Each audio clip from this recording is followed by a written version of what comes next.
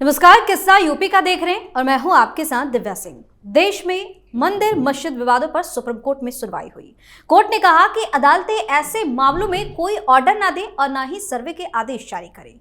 Supreme court की 3 member वाली bench places of worship act 1991 की कुछ धाराओं की वैधता पर दाखिल याचिकाओं की सुनवाई कर रही थी। बेंच ने कहा कि हम इस कानून के दायरे, उसकी शक्तियों और ढांचे को जांच रहे हैं। ऐसे में यही उचित होगा कि बाकी सभी अदालतें अपने हाथ रोक लें।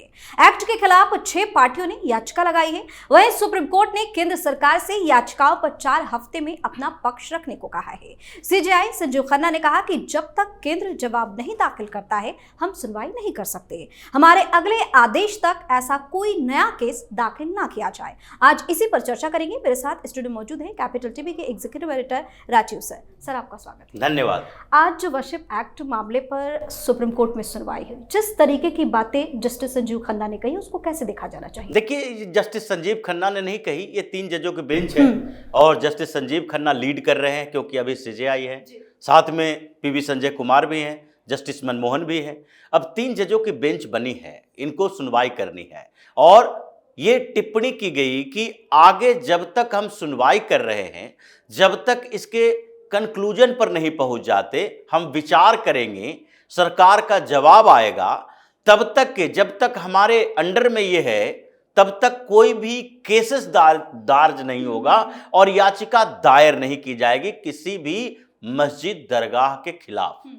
अगर कोई याचिका दायर नहीं की जाएगी और आप इस केस की सुनवाई करते रहोगे 20 साल तक, तो कोई आगे अपनी याचिका लेकर न पहुंचे।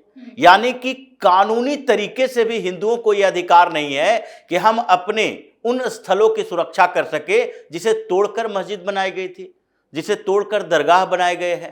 तो अब कानून के दायरे में भी अगर अधिकार नहीं दोगे तो फिर गैर कानूनी काम करना पड़ेगा। ये प्लेसेस ऑफ वर्शिप एक्ट के खिलाफ जो चैलेंज किया गया था कि ये एक्ट असंवैधानिक है, ये तो 2020 से चल रहा है।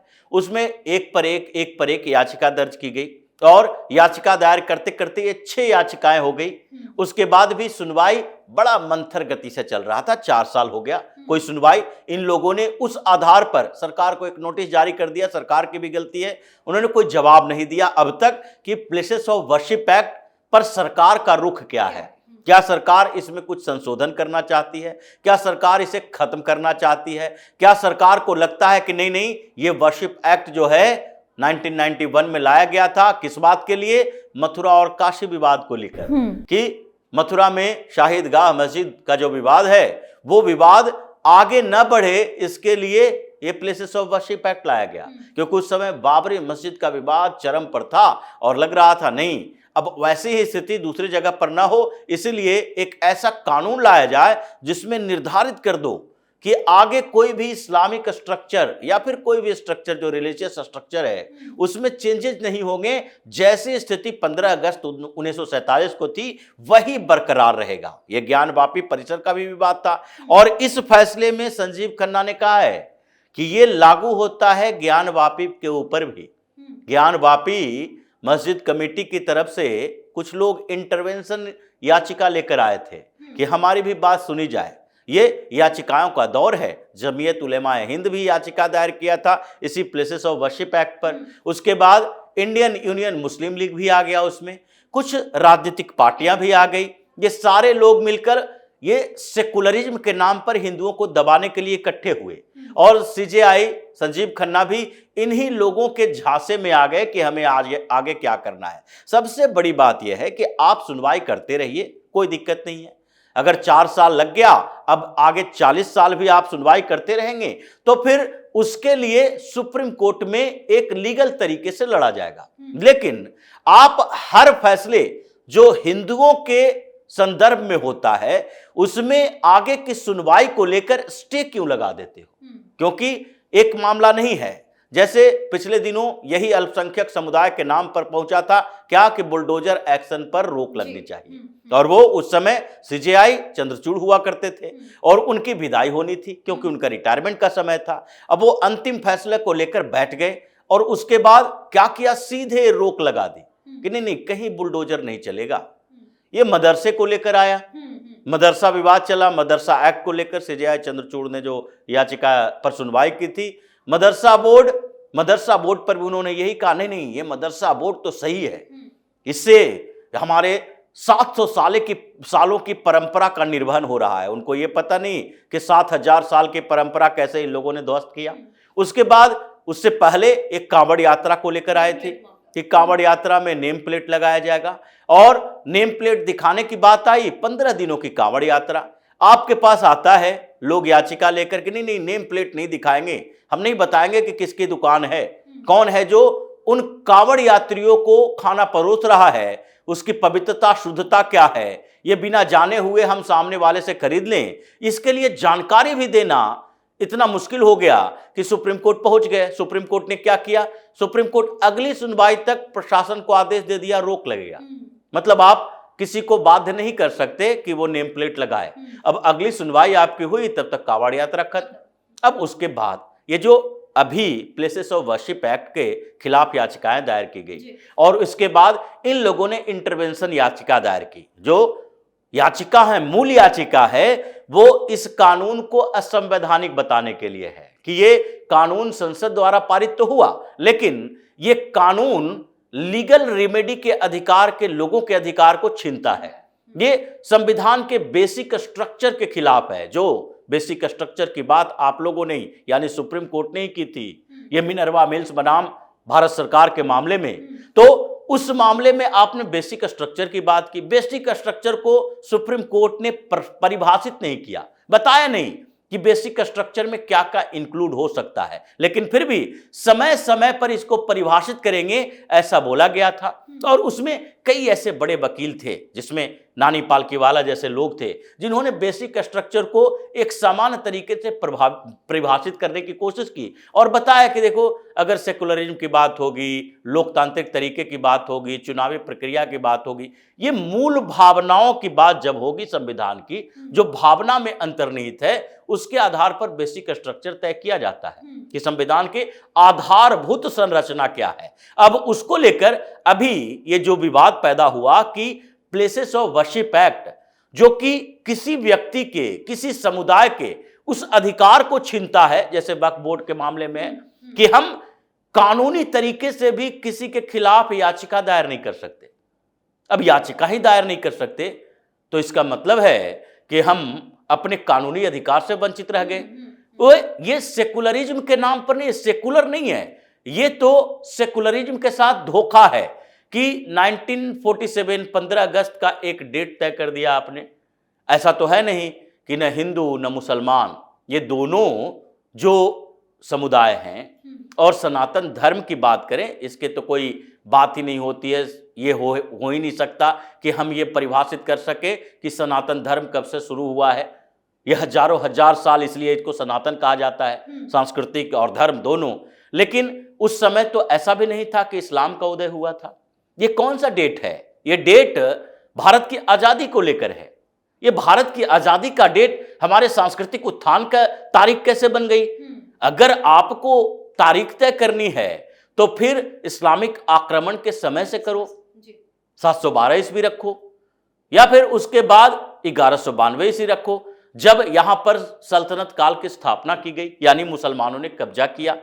उसके बाद से, क्योंकि उससे पहले तो हमारी संस्कृति थी, हमारा धर्म था। ये दूसरे मजहब के लोग ये अरब से आए और यहां पर तहस नहस करना शुरू कर दिया। तो हम अब अभी भी कानूनी तरीके से भी उसको फिर से नहीं पा सकते हैं। आपने एक गलत अवधारणा प्रस्तुत किया है तो सुप्रीम कोर्ट के पास ही याचिका लेकर जाएंगे। तो 4 साल से ये सुनवाई नहीं कर रहे थे। जब जमीयत वाले पहुंचे, जब लेटर लिखना शुरू किया कि प्लेसेस ऑफ वर्शिप एक्ट की सुरक्षा होनी चाहिए, क्योंकि संभल में विवाद पैदा हो रहा है, अजमेर में विवाद पैदा हो रहा है, दरगाहों पर विवाद पैदा हो रहा है, भोजशाला में सर्वे किया जा रहा है, तो अलग अलग जगहों पर ये सर्वे की बात आई तो सुप्रीम कोर्ट है जो सुपर एक्टिव मोड में आ गई। लेकिन सबसे बड़ी गलती तो इन लोगों ने हिंदुओं के खिलाफ की है कि आपने सारी प्रक्रिया को ही रोक दिया कि आगे अभी याचिका दायर ही नहीं कर सकते हैं। ये ज्यादती है, ये इन लोगों को सोचना चाहिए कि हम सुनवाई करेंगे, क्योंकि सुप्रीम कोर्ट में सुनवाई या कोर्ट की सुनवाई कोई 2 महीने 1 महीने में फैसले नहीं आते, ये तो सालों साल लग जाते हैं। 4 दशक से ज्यादा समय 40 साल 50 साल लग गए ये कोर्ट कचहरी के चक्कर में, बाबरी मस्जिद विवाद में, जब वहां भगवान श्री राम का मंदिर बनना था। ये कितने सालों से आप उस विवाद को घसीट रहे थे। बाबरी मस्जिद विध्वंस के बाद भी आपने परमिशन नहीं दिया, उसके बाद भी इतना साल लग गया।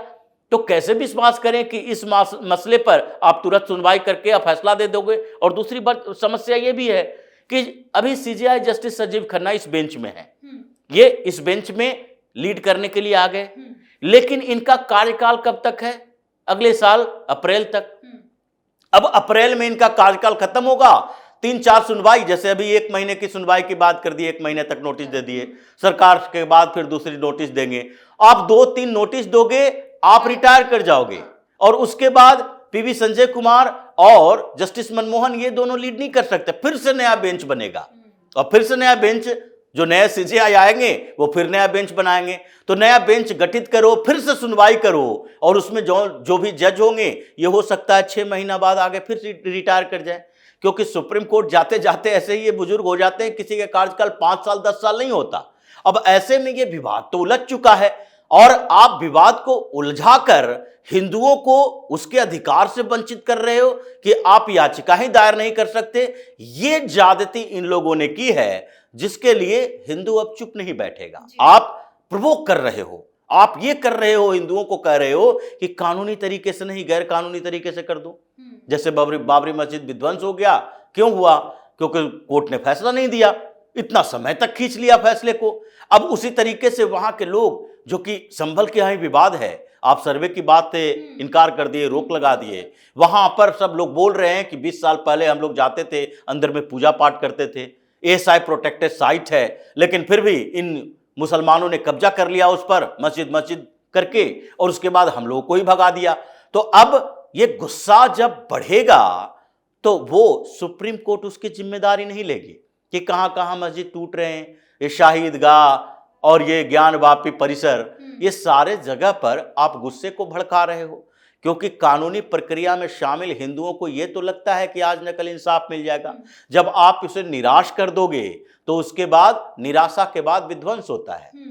वो किसी तरीके से हो सकता है, पॉजिटिव हो सकता है, नेगेटिव हो सकता है। इसलिए सुप्रीम कोर्ट के जजों ने जिस तरीके के लगातार फैसले दिए हैं, ये माना जा रहा है कि ये सेकुलरिज्म के नाम पर, अल्पसंख्यकों को खुश करने के नाम पर जिस तरीके से पॉलिटिक्स में मुस्लिम अपीजमेंट पॉलिटिक्स चलती है, उसी तरीके से आज जुडिशियरी में ये मुस्लिम अपीजमेंट वाले फैसले हो रहे हैं, और इसको अब ज्यादा दिन तक बर्दाश्त नहीं किया जा सकता। जी, बहुत बहुत धन्यवाद सर तमाम जानकारी। धन्यवाद। तो प्लेसेस ऑफ वर्शिप एक्ट 1991 में बनाया गया था। इसका उद्देश्य देश में पूजा स्थल से जुड़े विवादों को रोकना था। हालांकि अब ये एक्ट ही विवादों में आ चुका है। जिस तरह से आज कोर्ट का फैसला सामने आया है, कहा जा रहा है कि कोर्ट ने सामाजिक सद्भाव और शांति बनाए रखने के उद्देश्य से लिया है। कोर्ट का कहना है कि इस दौरान किसी भी नए मामले के दर्ज होने से विवाद बढ़ सकता है। किस्सा यूपी में आज के लिए इतना ही। अगर आपने अभी तक हमारे चैनल को सब्सक्राइब नहीं किया है तो सब्सक्राइब कर लीजिए, हमारे वीडियो को लाइक कीजिए, शेयर कीजिए, हमारे वीडियो पर कमेंट करके जरूर बताएं कि आपको हमारी खबर कैसी लगी। धन्यवाद।